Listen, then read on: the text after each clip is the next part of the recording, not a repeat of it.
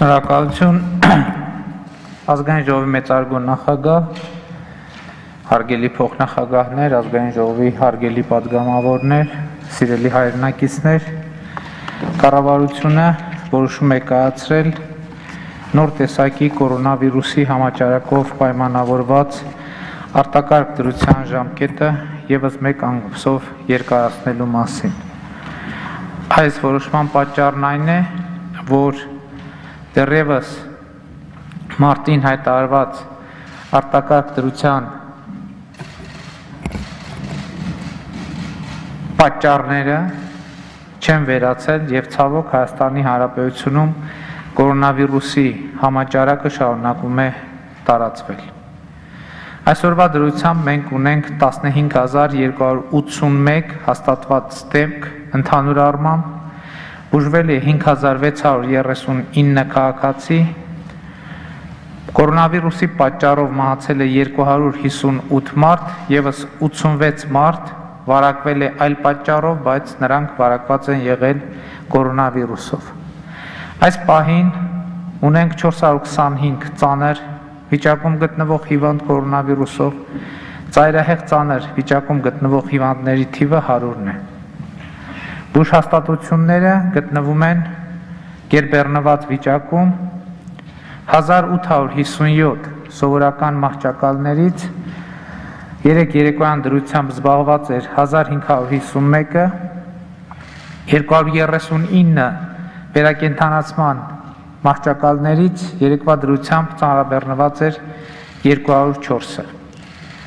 Իհարկե մենք շարունակում ենք ծավալումը և ռեանիմացիոն և սովորական մահճակալների, շարունակում է ծավալումը նաև թթվածնի սնուցում ունեցող մահճակալների և այս աշխատանքը շարունակվում է ամենօրյա ռեժիմով։ Բայց ընդհանուր առմամբ իրավիճակը ճգնաժամային է և սա պետք է արձանագրել։ Հիմնական հարցը, որ ծագում է, բնականաբար հետևյալն է. Որն է ճգնաժամից դուրս գալու և կորոնավիրուսով վարակված քաղաքացիների թիվը իջեցնելու հայեցակարգային պատկերացումը։ Անկեղծ ասած, այս պատկերացումը մեր մոտ ձևավորված ի սկզբանե չի փոխվել։ Կորոնավիրուսի հաղթահարումը իմիջիայլոց սա կարևոր արձանագրում է, որը շատերը չէ, որ ֆիքսում են, դա ոչ այնքան այս իրավիճակում առողջապահական, որքան հանրային, վարքագծային և կարգապահական խնդիր է, և մեր ընկալումն է, որ էլի այս ամբիոնից մի քանի առիթներով ասել եմ, իմ ընկալումը ուրիշ առիթներով, ուրիշ հարցերի մասին, բայց այս դեպքում էլ իմ համոզմունքն այն է, որ լուծումը մեր մտքում է և մեր գլխում։ Եվ ըստ էության այս իրավիճակը կարող է հաղթահարվել միայն ու միայն հանրային վարքագծային փոփոխություններով։ Ընդ որում, այդ վարքագծային փոփոխությունների հիմնավորումը կարևոր է, որովհետև ամենատարբեր կանխատեսումներով կորոնավիրուսի համավարակը ոչ միայն Հայաստանում, այլև աշխարհում գոյություն է ունենալու առնվազն 1.5 տարի, նույնիսկ կան գնահատականներ, որ առաջիկա 5 տարվա ընթացքում աշխարհը գտնվելու է կորոնավիրուսի համավարակի մեջ։ Իհարկե բնական է, որ այս ընթացքում մեծ աշխատանքներ են տարվում պատվաստանյութ ձեռք բերելու, հայտնաբերելու, ստեղծելու ուղղությամբ և տեսականորեն այդ պատվաստանյութը կարող է ստեղծվել, հաստատվել կամ 3 ամսից, մի ամսից, բայց կարող է նաև առաջիկա 3 տարիներին չստեղծվել այդ պատվաստանյութը։ Եվ հետևաբար այստեղ էլ մենք պիտի առաջնորդվենք հույս ունեցիր լավագույնի, բայց պատրաստվիր վատթարագույնին սցենարով։ Եվ ըստ էության ես ուզում եմ արձանագրել, որ ամեն օրվա մեր թվերը կորոնավիրուսի հետ կապված արձանագրում են, թե մենք ինչպես ենք պահել հակահամաճարակային կանոնները վերջին 7-ից 14 օրվա ընթացքում։ Ինչու 7-ից 14 օրվա ընթացքում, որովհետև հենց այդքան է հիվանդության ինկուբացիոն ժամանակաշրջանը, այսինքն վարակվածությունը արտահայտվում է 7-ից 14 օրվա ընթացքում։ Եվ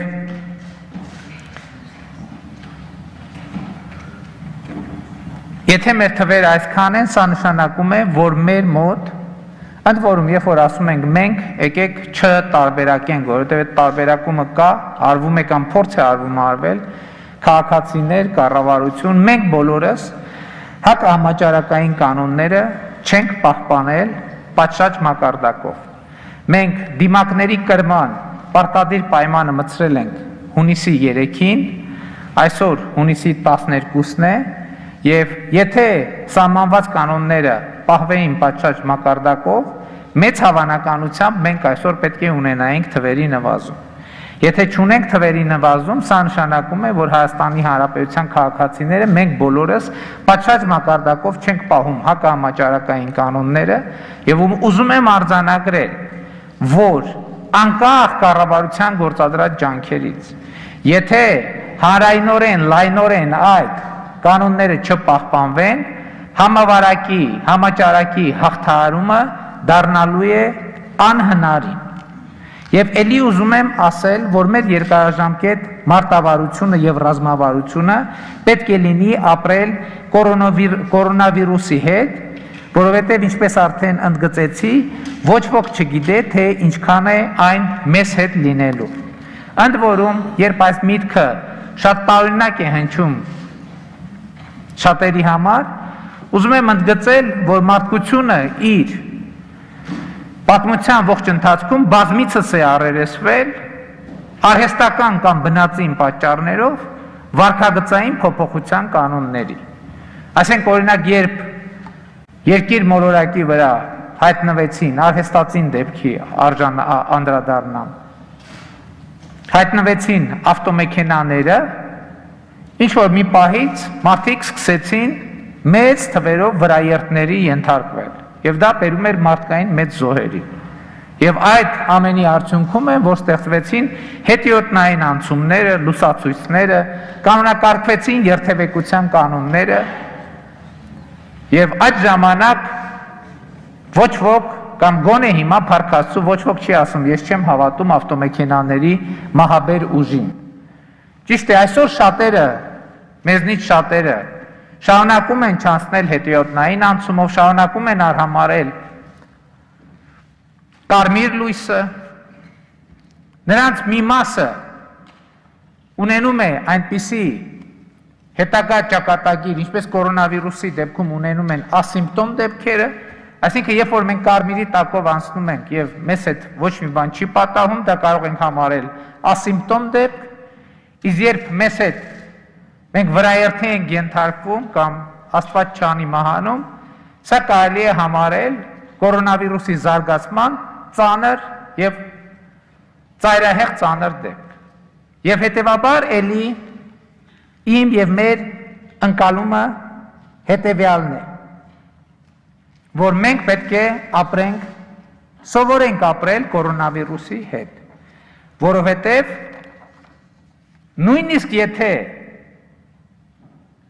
նույնիսկ եթե բոլոր պարագաներում մեր մոտ վարքագծային փոփոխություններ տեղի չունենան, մենք հանդիպելու ենք մեծ բարդությունների։ Օրինակ, մեր երկրում մենք գիտեք, որ բավական երկար ժամանակ լրիվ արգելափակման ռեժիմ էր գործում, բայց այդ լրիվ արգելափակման ռեժիմը նույնպես չտվեց այն արդյունքը, որը կարող էր արձանագրվել մի շարք երկրներում, օրինակ մեր թվերը 0-ի չմոտեցան։ Ինչու, որովհետև նույնիսկ համատարած արգելափակումը ինքը ենթադրում է որոշակի վարքագծային կանոններ։ Եվ եթե այդ վարքագծային կանոնները արտահայտվում են կամ մարդկանց բացակայությունը արտահայտվում է ամենակենտրոնական փողոցներում, հրապարակներում, մոլերում, շուկաներում, այդ վարքագծային կանոնները չեն արտահայտվում բակերում, զրուցարաններում, շենքերում, շքամուտքերում, մենք էլի ունենում ենք նույն իրավիճակ։ Բայց ես ուզում եմ ասել, որ վարկագծային կանոնների փոփոխությունը, վարկագծի փոփոխությունը շրջադարձային նշանակություն ունի նույնիսկ այն պարագայում, եթե մենք թվերը հասցնենք ինչ որ պահի հասցնենք 0-ի։ Եթե թվերը հասնում են 0-ի, դա ոչ թե նշանակում է, որ կորոնավիրուսն է վերացել։ Դա նշանակում է, որ մենք որոշակի կանոններ պահելով, ասենք օրինակ դիմակ կրելով, կարողացել ենք այդ թվերը 0-ացնել։ Բայց եթե այդ 0-ից հետո մենք հանենք դիմակները եւ շարունակենք ապրել նախկինի նման, այդ թվերը նորից շատ արագ կվերադառնան։ Բայց ուզում եմ ասել նաեւ, որ լոկդաունի ոչ էֆեկտիվությունը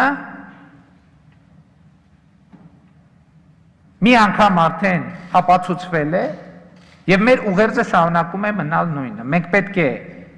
անհատական վարքի փոփոխությամբ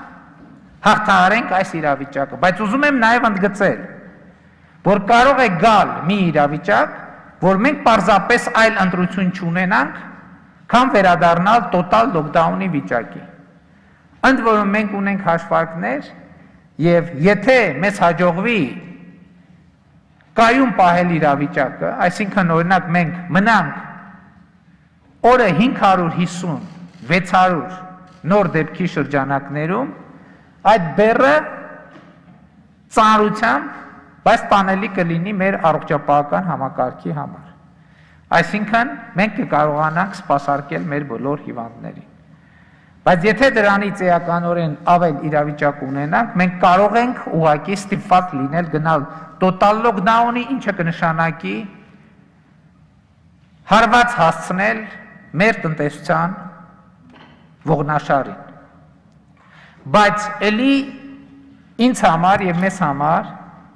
սա ունի նաեւ գաղափարախոսական կարևոր նշանակություն եւ ինչպես մյուս բոլոր հարցերի լուծումը, այս հարցի լուծումը նույնպես մենք տեսնում ենք կառավարության եւ ժողովրդի զանգվածային համագործակցության մեջ։ Այսինքն կառավարության եւ ժողովրդի միջեւ, հանրության միջեւ պետք է տեղի ունենա երկխոսություն եւ մենք պետք է բոլորով գնահատենք իրավիճակի լրջությունը եւ արձանագրենք, որ մեզնից յուրաքանչյուրի անհատական վարքից է կախված այս իրավիճակի հետագա